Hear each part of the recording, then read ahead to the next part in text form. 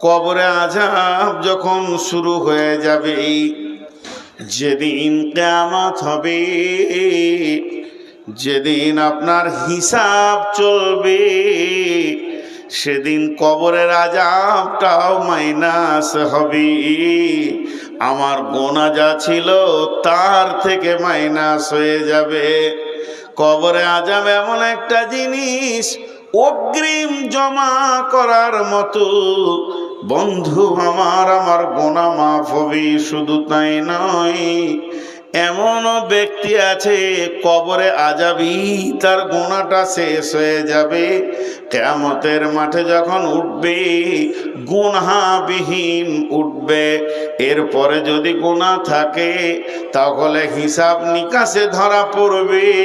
কিয়ামতের মাঠে 50,000 বছর থেকেও সেখানে মাইনাস যাবে। অতএব কবরে আযাব সত্য, আল্লাহর নবী বলে দিয়েছেন আযাবাল কবরে হাক্কুন, কবরে আযাব হচ্ছে সত্য। ওই জায়গা থেকে নিজেকে ভয় করো। হযরত ওসমান গনি, ইসলামের তৃতীয় খলিফা, রসুলের জামাতা, যুনুরাইন বলা হয়। তিনি একাই রসুলের 2খানা বেটিকে বিয়ে করেছিলেন। একটা বেটি মরে যাওয়ার পর আবার একটা বেটিকে বিয়ে দিয়েছিলেন রসুল। একই জামাইকে 2খানা মেয়ে দিয়েছিলেন। ওই জামাইটার নাম হচ্ছে হযরতে ওসমান। তিনি যখন কবরের কথা শুনতেন, অঝোর নয়নে কাঁদতেন, চোখের পানিতে দাড়ি পর্যন্ত ভিজে যেত। বন্ধুরে, এখন যদি একবার মদিনা যান তো গারকুল বাকি, যেটা মদিনার পূর্ব দিকে মসজিদে রয়েছে গোরস্থান, ওখানেই ওসমান আজও শুয়ে রয়েছে। হযরত ওসমানকে জিজ্ঞেস করা হলো, ওসমান রে, তুমি জাহান্নামের কথায় যত বেশি না কাঁদো, কবরের কথাতে কেন বেশি কাঁদো? হযরত ওসমান বলেছিলেন, আল্লাহর নবী বলেছেন, কবর একটা জাহান্নামের টুকরো কিংবা জান্নাতের টুকরো কিংবা জাহান্নামের গর্ত। যে ব্যক্তিটা কবরে ধরা খেয়ে যাবে তার বড় কঠিন আযাব হবে, আর কোথাও পার হবে না। কিন্তু যে ব্যক্তিটা কবর থেকে বেঁচে যাবে তার আর পরবর্তী আখিরাতের স্টেপগুলো আর কোনো চিন্তা হবে না। তার জন্যই আমি কবরের কথা শুনে অনেক বেশি কান্না করি। জি ভাই, কবর এমন একটা জায়গা, আপনাকে আমাকে যেতেই হবে। যেদিন আমি মরে যাব, শুধু কবরকে স্মরণ করার জন্যে কি ফজিলত দেখেন। একটা জিনিস আমাদের বুঝে আসে না, কবরের গুরুত্বটা দিতে গিয়ে আল্লাহ রসুল কি সিস্টেম তৈরি করেছেন দেখেন। আচ্ছা, একটা মানুষ মারা গেল ইসলামপুরে, একটা মানুষ মরেছে, শুধু 1 পিস মানুষ মরেছে। বিশ্বনবী ঘোষণা দিচ্ছে, ওই লোকটার জানাজায় যে যে যাবে সে শুধু জানাজা পড়ে পালিয়ে আসবে, বেশিক্ষণ থাকবে না।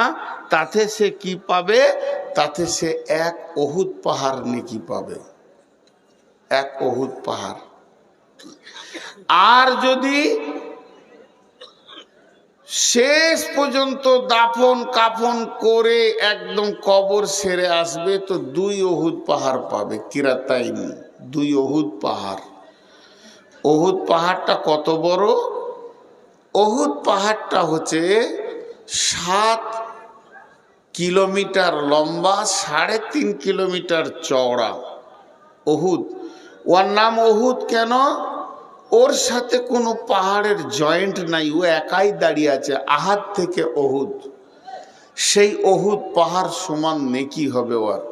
কে পাবে? যে জানাজা পড়তে যাবে। আজীব জিনিস, যে জানাজা পড়তে যাবে। আজীব জিনিস। আজীব জিনিস কেন বলছি? আরে আমি তো বিদায় দিতে গেছি একজনকে, আমি একা যাইনি, আমার মতো আরো 500 জন গেছে। তাহলে 500 অহুদ পাহাড় নেকি নিয়ে কিংবা 1000 অহুদ পাহাড় নেকি নিয়ে জীবিত কটা বাড়ি চলে গেল, তো মুর্দাটার লাভ কি হলো?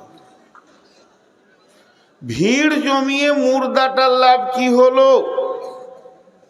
আমার প্রশ্নটা খালি বোঝার চেষ্টা করেন। যদি আল্লাহ রসুল বলতেন যে যটা লোক যাবে তো অহুদ পাহাড় নেকি ওই মুর্দাটা পাবে, তাহলে ভাড়া করে লোক আনতাম। আমার বাপ মরেছে, আমি 2-4 গাঁ ঘুরে ভাড়া করে লোক নিয়ে আসতাম। একটা লোকে 4টা লোকে ধরে নিয়ে গিয়ে ওকে জানাজা পড়ে দাফন করলে যা হবে, আর 1000 কেন 1 লাখ গেল তাই হবে। চলেন, লাভ একে কেন বেশি দিচ্ছে জীবিতকে? জীবিতর কি আছে ওখানে? বন্ধু একটু বুঝেন। আর একটা প্রশ্ন ছোট করে এর মাঝে করি। বুড়া মানুষকে এখানে ভিতর থেকে কোরআন শরীফের আওয়াজ আসছে, সূরা মুলকের আওয়াজ আসছে, সূরা ইয়াসিনের আওয়াজ আসছে। আল্লাহ তাআলা অনেক নেকি বেলি বলে বলছে মইনুল রে আল্লাহ তাআলা তাবিন সিরু সিবিতেও বিচরণ করেন, কোরআন বাড়িটা আমার বাড়ির পাশে, একবার গিয়ে দেখে আসবেন।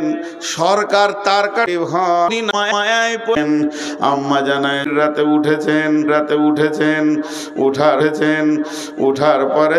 উঠার পরে তিনি হাত মুখ কুচলি উজুরি নানা দাদি দাদাকে মাতাহু কবরে করলাম সুম্মা সাবিলা ইয়াসারা। যে রাস্তা দিয়ে তুমি পৃথিবীতে এসেছো এটা সোনার দরজা।